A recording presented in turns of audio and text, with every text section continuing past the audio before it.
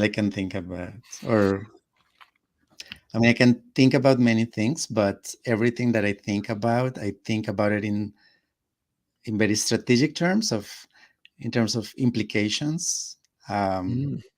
I was actually thinking about this session, but as I was reading all the stuff, the news, and so on, I cannot stop myself from thinking like, what does that? What do we gain from having done that? What do we gain from having done what? You mean from just having Yes. done anything? No, from having doing that session. Like, I mean, we've talked about it a little bit. Like, how did we do? And in some respects, we are pleased, right? Mm-hmm. Uh, in others, we are say, oh, there's something that wasn't quite what we You wanted hoped. more? Mm-hmm. Yeah, yeah. Um, so what have we gained because of we because of doing that? I don't think we lost anything for having done that. Mm-hmm. Although that's a question that's worth asking, I guess, like after every Absolutely. project. um, and I don't know, what do we need to do? Which I hate to think that way, but what kind of territory are we going for? And how should we deploy our resources towards that place? Welcome to the super existential and heady office hours of the eLearn community here at OpenLMS. Chris, as you can hear, has kicked us off with the never the wrong question to ask. Why are we doing this? Yeah, I can say that as an economist, you do get to touch on something that I think it's interesting, although it might be a bit theoretical, which is game theory. Mm-hmm. And it's sort of to think about what is your strategy in whatever outcome you want to accomplish, economic outcome anyway, uh, based on what you have, but also based on what everyone else is going to do. Of course. Uh-huh. And but you don't really have complete certainty of what everyone else is going to do, but you do have some idea, you have some probabilities, and you have some scenarios. Yeah, I guess it really depends on what we're talking about here. It depends on what you're trying to accomplish. Is it a business goal? Is it a personal goal? Is it a family goal? Is it what kind of behavior change is it? Yeah. Lots of Well, there's lots of different depth and breadth that you'd have to unpack there, my friend. absolutely. I mean, behavior change is something. I mean, the idea sounds really interesting. And again, this may not be the right place, but I am being so fascinated by the deployment of all of this messaging about what kind of things that you have to do or be able to do, which to me is learning. Um, if you want to be able to, I don't know, from safe communications, which is something that we've talked before, we've written about it, how to have like protected communications, to something like actual skills, the things that you should do for survival, basically, Mm-hmm. Mm-hmm. or for just proper coordination of resources to achieve those outcomes. And I don't know, times like this really help you to see the importance of changing many ways, starting with your behavior. What would you change?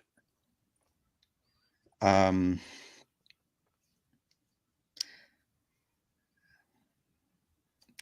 so many things, but I can think of anything like off the top of my head. But it would have to do with something about, I don't know, critical thinking, or Mm-hmm. being able to dissect the right kind of information that you receive, and just being able to quickly judge whether it's a good insight or good input, um, or realizing that, um, knowing whether that is accurate or reliable, that piece of information, like an advice, if that advice is worth following up. Sometimes you can like dismiss it.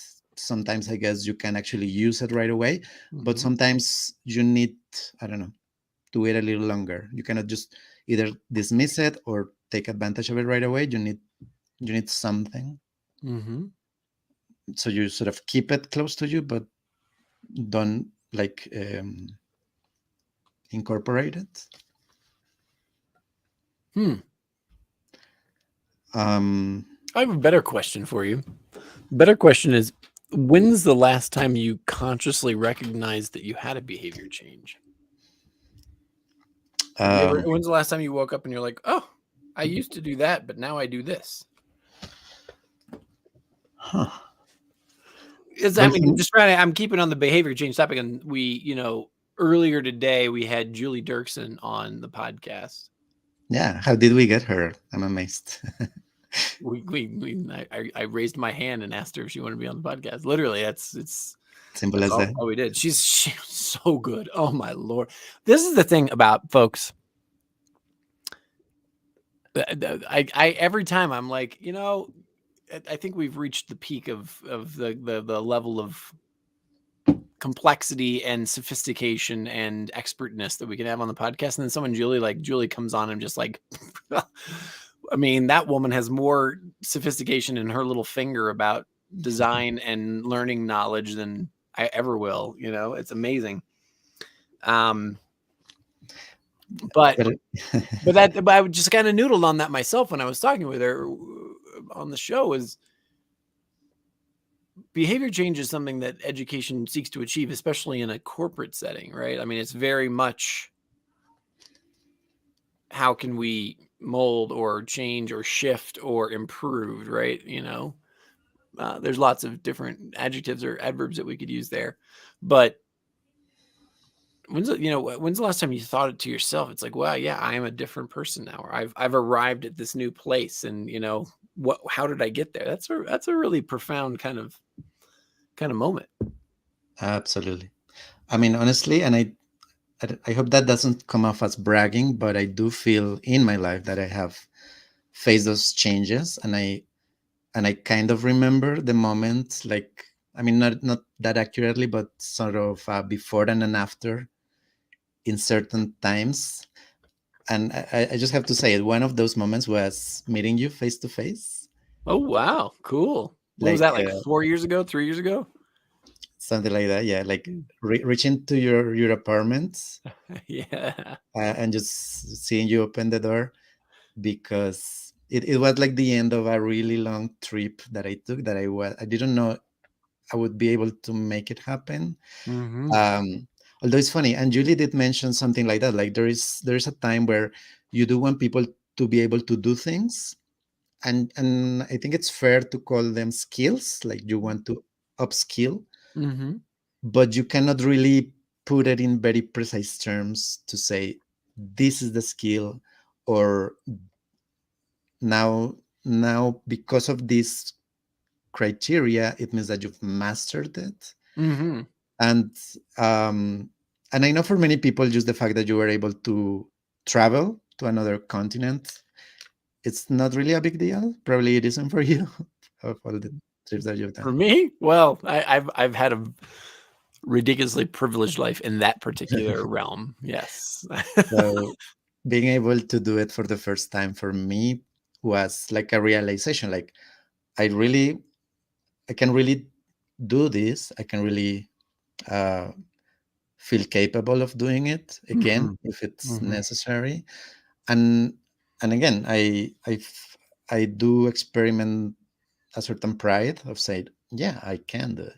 Mm. And I wonder, I wonder about the relationship between behavior change and pride, like this inner sense of pride of having accomplished something, about having changed your own behavior. I think there's a huge amount of research that needs to be done right there. Yeah, absolutely. There probably is. Especially when it's a conscious behavior change, because Yeah. let's just say let's take a like an eating habit. right? Like, let's just say that you want to change the way you eat, and whether that's reduce calories or remove meat or no gluten or whatever it is, whatever it is you want to be, like, to find your, and this is something, actually, again, I'm going to go back to Julie, because she mentioned as well that this next book she's writing is on behavior change, but then she mentioned that a really key portion of that research, the dialogue there, is around habits, right? And I've also noticed this as well, that so many times over the last 2, maybe 3 years, people have brought habit and the power of habit, and how do we form habits. I know Britt Andrietta's done it. Another friend of mine has brought it onto a different podcast. All these things, like, habits are a really important thing. But at what point, but I think there's these stages, right? So at some point you're like, a decision has to become a must, because we know decision literally comes from the core of the word decision is to cut off other possibilities, right? To snip, and you go a different direction. And so when it becomes a must, is that the moment of pride, right? Where it's like, okay, I've truly made this decision, right? Because you can half-ass a decision. You can walk the Yeah. fence, you can kind of go in, but I don't think you've actually decided at that moment, right? I don't think that you've actually said, okay, this. It hasn't become a must. It hasn't become like, oh my Lord, something. You haven't made the change. And so that's, again, I mean, now we're getting real heady. But is change instantaneous, right? uh, I would Or say, is change over, does change happen over time? I think there's both, right? Change can be very gradual, but change can also be instantaneous, right? yeah. Actually, I've been meaning to ask you something about that, and it's, well, before that, I was thinking that And here's an interesting thing I'll put on the table if you want to use my experience as well, because I want to hear this question. Especially because of my family's particular lifestyle, yeah, we force change, behavior change, and we force so much change upon ourselves every 3 to 5 years, right? We don't even understand the enormity of change that we put upon ourselves every 3 to 5 years. It's really strange that we've now accepted it as like this this is what we do, a lifestyle, right? So anyway, you were saying? I yeah. interrupted you. And, well, I was just going to say, like, without, let's not forget the idea of, like, the pride, or that sense of accomplishment of. But it's funny because, at least for me, and I think that's not uncommon, when you set out yourself to do something, uh, and you start, like, going towards it, but then there are, like, setbacks, and you see, oh, I'm not accomplishing what I want to, and obviously that doesn't give you any pride.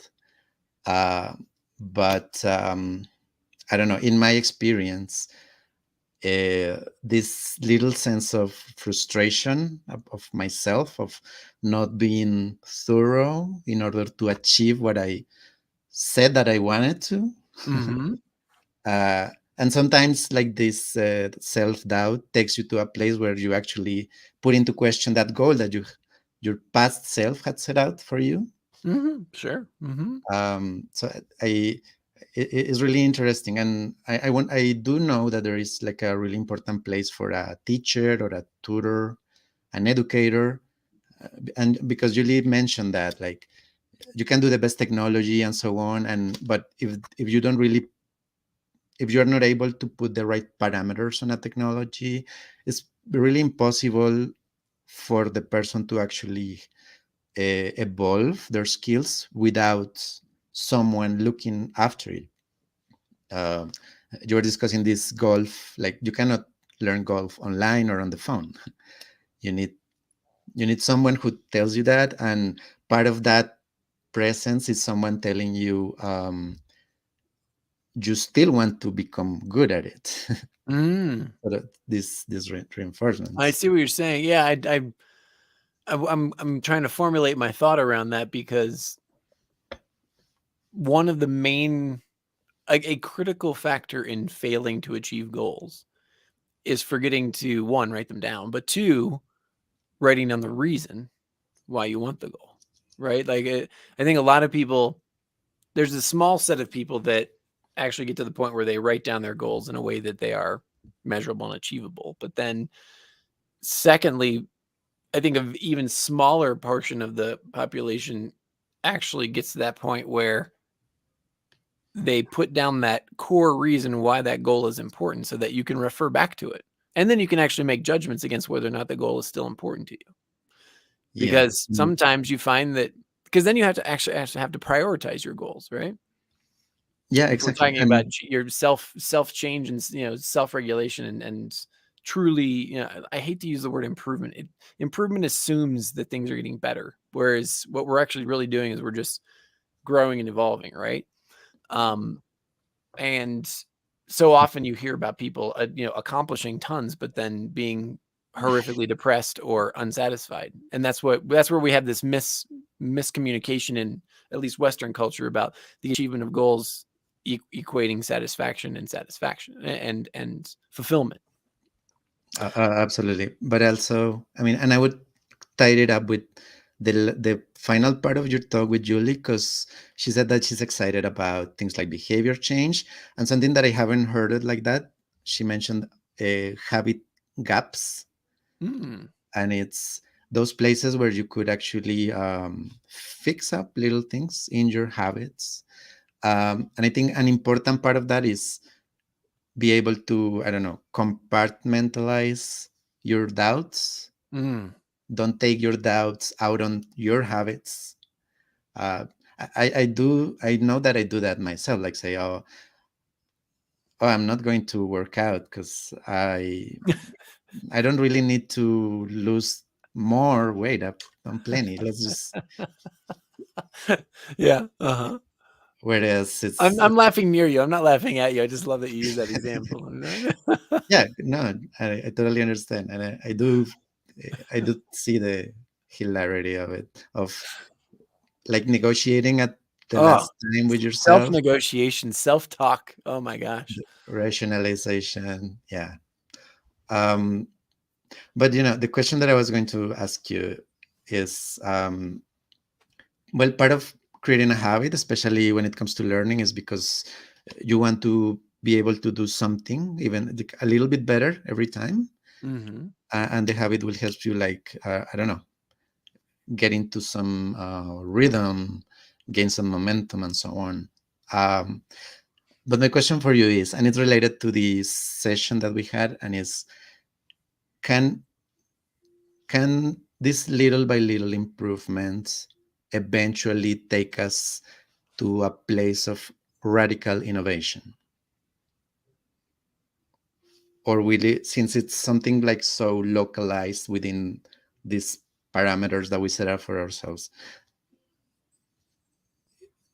are we ensuring that we will be able to reach something greater, or not? And I actually asked this to many people, and the responses have been very broad.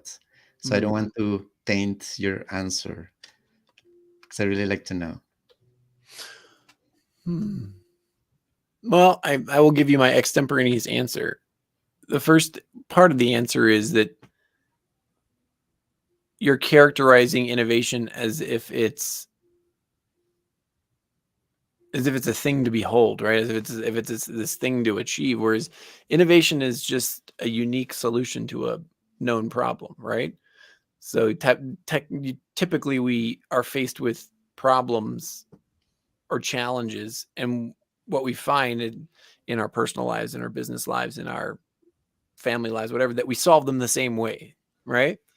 And so in order to have something be innovative, it means that we do it differently and it achieves a result that's spectacular, right?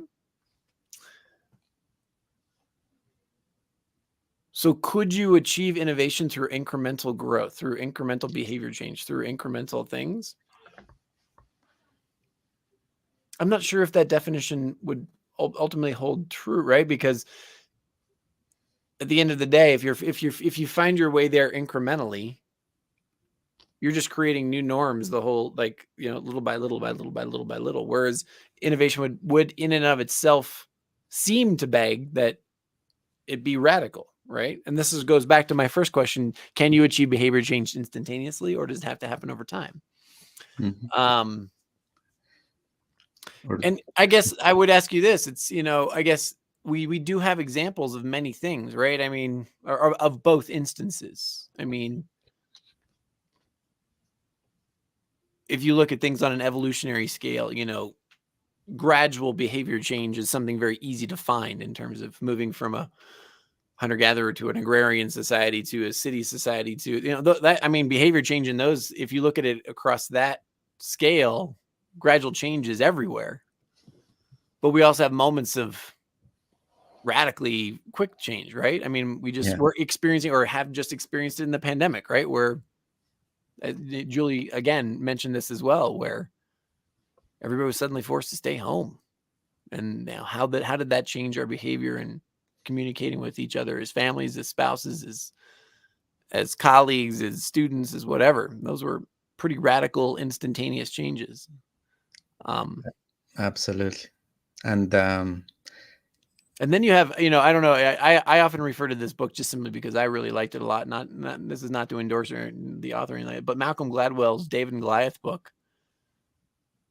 There's some really interesting examples in there of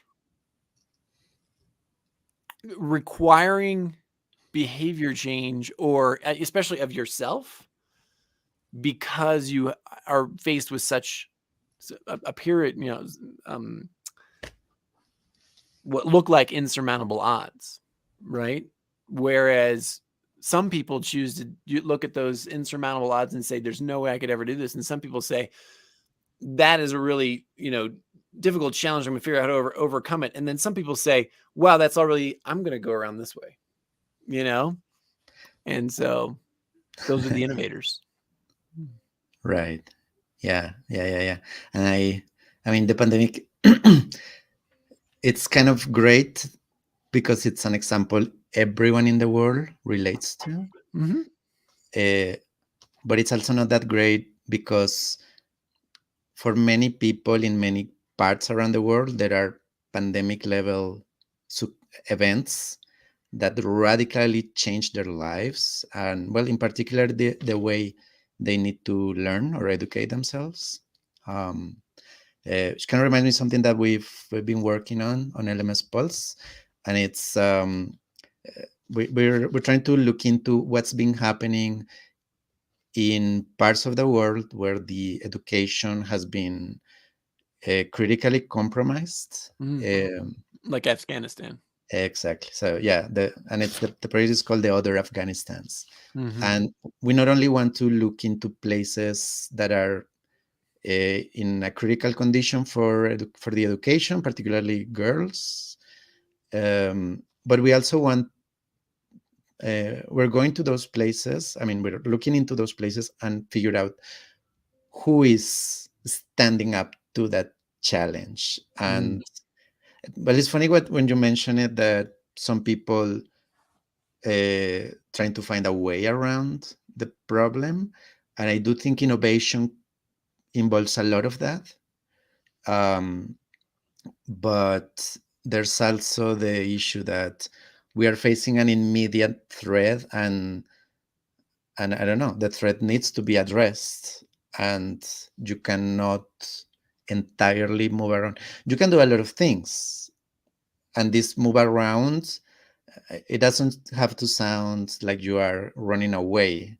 It just means like from in terms of your imagination, you are just framing the problem in a different way. Mm-hmm. Uh, Mm-hmm. and I don't know, like in those countries, one constant is poverty, lack of resources, or lack of good institutions. So you would think, well, what can we do? We cannot do anything if we don't have the resources. But that's not entirely the case, because a lot of people just see the problem and then just Sure. see it somehow, Mm-hmm. and they find ways to move ahead and to innovate. The innovators. Yeah, exactly. The innovators. And it's really, and this is why we have so many people who are interested in finding those cases about why is it that one person or that group of people given the same variables and the same circumstance and situation, choose that different path or have that different response to it so that they lift themselves up or around or out. Boy, we want to, if we could bottle that, and right? sell it. Yeah, yeah, Yeah, yeah. that would be, we would be very rich, wealthy individuals, right? But yeah, and um, Suppose, I mean, and I say that, but and even now the words come out of my mouth, supposedly, mhm. because the very fact is that many of those people who have overcome those challenges have gone through things that most people just wouldn't subject themselves to, right? They wouldn't be able to do that because of so many other reasons, for so many reasons. I don't know. Because I mean, because in many cases, no human in their right mind would subject themselves to it. Right. But Yeah. but there is that thing where you face a challenge and you have a choice to, and I think that the word like skirting around or some, it can be confusing because some people actually renege, and maybe it has to do with what we were talking a little earlier, like you rationalize and say, oh, and I'm not that willing to accomplish that. Mm. I'm not i'm not willing to do anything it takes. I'm not willing to put my life or my family's life in danger in order to accomplish this, so it's like never mind. But some people say, I don't really have a choice. I need to address this because it's my life's work, because otherwise I would not be happy with myself, Mm-hmm. or I just don't have any other recourse.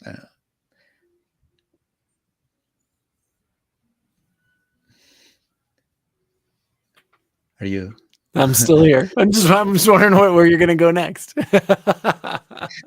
Yeah, no, I'm sorry, I'm getting a little existential, but I mean, do people? I don't know. People do rise to the occasion with a certain frequency. Um, But do they do it with predictability? exactly. That's the thing. Or could we? Again, it goes back to, can we bottle it, right? I mean, if we could bottle the reason or the the variables that come together that make someone rise to the occasion, that's solid gold. That's absolute solid gold. Yeah, I mean, but I would say that um, it's not that um, ethereal,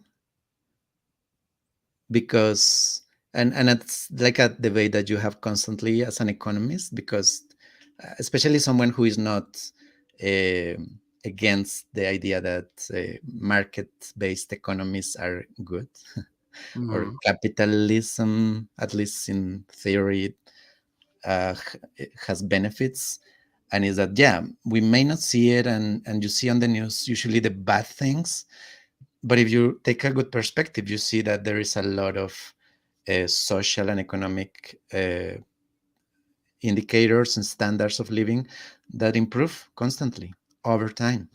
And I, the one thing that I do not see as clearly is how much education has played a role there. But to me, it's obvious that that's the case. That education plays a fundamental role in how people increase their standards of living, how societies become more plural, more open, more Sure. democratic. Um, if there was no education component, everything would be, I mean, a lot of things can be accomplished without education, but education can be a very powerful and effective tool to improve many things.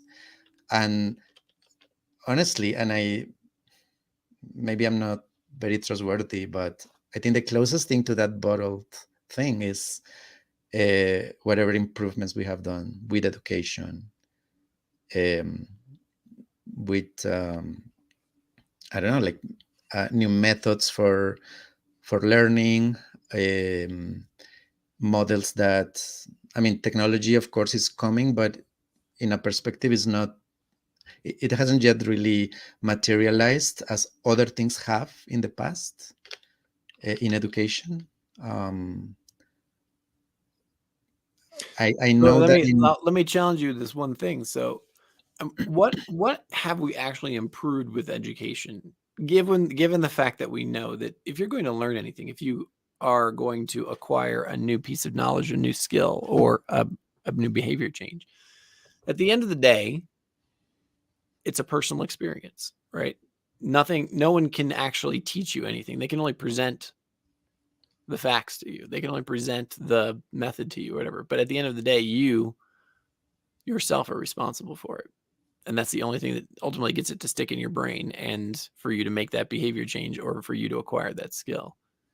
So what have we actually improved? Here's my outfit for today. sorry, uh, Commercial break. sorry about that. I think that there, I mean, I may challenge that a little bit, the personalization thing. And I think something that we've discussed like internally, maybe we need to be a little more open about that, is the fact, or the many challenges that there are around the learning styles, and how it's funny because the literature is mostly against saying learning styles can actually work. Um, there's a little bit of things that say that there are some insight that there may play a role actually, but for the most part, they're not like this. They're not. They should not have the importance that they have in many contexts. But that does not mean that there are ways in which we can improve an experience. Like there are changes that will benefit everyone, regardless of their personality or their preference or their context. And it's funny because those are uh, the most, I mean, if something is good, you start using it, but it's not always easy to see this improvement. um, but funnily enough, I think it's the habits or the practice that generates those little improvements, but they can be sometimes so small that you don't really realize that you're doing them, Mm-hmm. only after you see that you've improved in some significant way. Um, and yeah, I mean, when it comes to personalized learning, again, the more we move towards a place where more people have more discretion about what they want to learn, how do they want to learn it, Oh, I think 100%. we'd all be better off. But there is also an element, and I think you mentioned that, the discovery element. Mm-hmm. And it's not just, oh, look, did you know? And I always say, if I knew that actuarial science was something before I was just about to finish my career, I would probably have made a whole different choice, like Sure. in my Mm-hmm. past.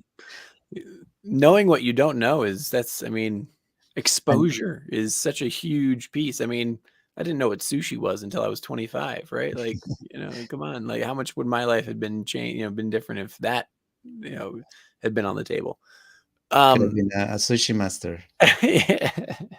but it's like, think about the things that you still don't know. I mean, and I take another example from just my life, for 15 years, I was in the development and aid world, as you know, and my wife still works in that area. We still go to dinner parties and whatnot, and we're still confronted by most people saying, wow, I didn't even know that was a career. I didn't even know that was a thing.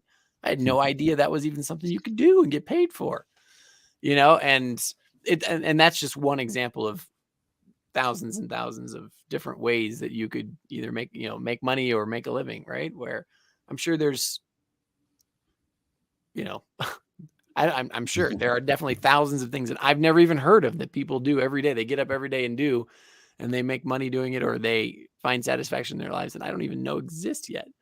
Yeah, no, and the ones that are yet to exist but are going to become this fundamental thing that we've been looking all along. Well, I mean, there you go. A YouTuber, a TikTok star, somebody who's on, who's making money off Instagram Reels. We didn't even know that was going to be a thing, Absolutely, 3 exactly. years ago, 4 years ago. And it's both discovering what something is, but also discovering the value that that thing will bring to you or to your community. And that's something that you may, I guess we can think of the innovator as someone who has a certain confidence that whatever new crazy thing they're trying is going to pan out somehow in some way, and will bring value to someone in some cases. And I understand why not many people are like that, because the stakes are always against them, especially over time. There are as time goes on, there's fewer things to discover because everything else has been discovered already. um, but um, but then there are, I don't know, there are new paradigms that open a lot of people, that open the eyes to a lot of people. Like, I don't know, I'm like the smartphones. I guess that's an easy one. Sure. Um, So how much are electric vehicles going to shift how people think about the universe? yeah, Right? I was watching this documentary on drones, on drone delivery, Mm-hmm. and I remember in our past life, when you were talking about those guys who were delivering medicines to Congo Oh yeah, absolutely. over drones, and that was kind of almost a decade ago. And That's amazing. it was a revolutionary. So why is it not like, why doesn't Amazon deliver through drones already, if they've been piloting that for a lot of years? And well, you get into the weeds of it and you see that there's a lot of technicalities, little things, same as with self-driving cars and so on. And but again, those sort of catchy ideas tend to take our attention out of the small things that we're not ready to just see it in the wild in our daily lives, but they're there. Mm-hmm. um, as you mentioned, just the fact that we're doing this, we in many ways it feels like we took a long time to do this, to start doing this, but in others is, I don't know, we we are here now in a way that feels that it makes sense. Absolutely. And now is only, I mean, if you want to get really heady, my friend, and now is the only time we have, right? Yeah. The present, this moment. Mm. Yeah, it is. And I thinking about the session that we had, uh, I'm very happy Mm-hmm. with us. I think people are happy too, and but it's I think it's healthy actually to not to rest too much on our own. 100%. I mean, the design session was a success by all metrics, right? By all expectations and all metrics. We did fantastic job, and the speakers that we had were fantastic, and the audience was fantastic. The interaction was fantastic. The knowledge that we shared was fantastic. But we want the instructor session to be better, and we want the EdTech data science session to be better, and we want the innovation session to be better. And what does better mean? I guess that's what we need to have answered by our audience. So let's leave it there. And we will have to ask our audience, and let's leave it there in that we've already asked them, the people that did register and whatnot, to give us their feedback so that we can improve the session to make it even more valuable for everyone.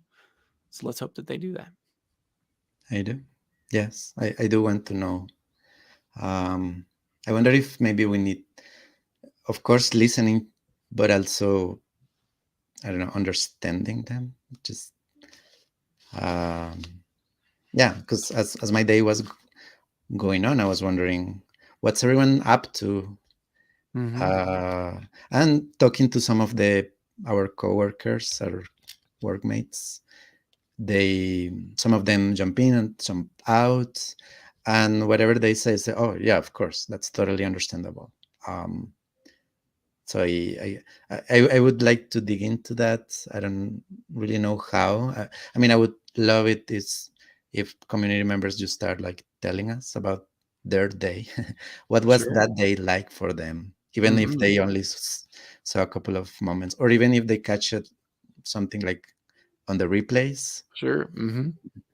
and have a better idea, like how can we either fit into the rest of their lives, or how do we become something? How do we get a seat on their dinner table? Or Right. Well, that's the thing. How do we take up, or how do we capture a portion of that, the finite pie of their attention, the 24 hours in their day, right? yeah. And well, it reminds me of one of those sales calls done by Netflix, the CEO of Netflix, and he says like our competition is not TV, or is not, well, it is, but it's not only TV, or our competition is whatever grabs people's attention, online, offline. And it's, I mean, it sounds in a way very what's the word, like voracious. Like Jesus, man. Yeah. But that is like, he's right. Ultimately, I mean, he has a point. Yeah, sure. It's just like the CEO of Coca-Cola once said that the competition with Coca-Cola is not other soft drink producers. It's anything that you decide to put in your mouth and fill up your tummy, right? So Something like that. like, what's our portion of the tummy? Yeah, and how we increase our, but we cannot become, I don't know. Should we make a church, like, or a cult? No.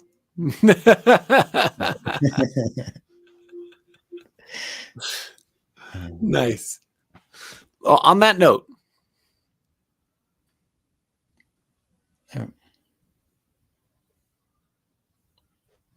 I appreciate you sharing your deeper thoughts with us today, Chris. Are we back? Hi, I lost you for a little second, but I don't know if it was me or you. I'm not sure. Like, maybe, I don't know. We both live in parts of the world where the internet can be sketchy. Yeah. But thank you. All I said was thank you so much for sharing your deeper thoughts on education, behavior change. Our latest guest on the podcast, Julie Dirksen, and how well we did at the design session, and how well we can improve, and how much we can improve for the instructor session. Yeah, absolutely. I mean, I apologize if I'm a bit rambly, but No. whoever, Sometimes we just need to have those conversations, man. It's fantastic. yeah, and whoever's listening, really thank you. And I don't know, we love to talk as much as we love to listen. I actually enjoy listening more. Sure, I was gonna say I love to listen, but yeah, I love conversations. So Yeah, you do have some fun, nice conversations. all right, Chris, I'll see you in the next office hours. See you. Bye, everyone.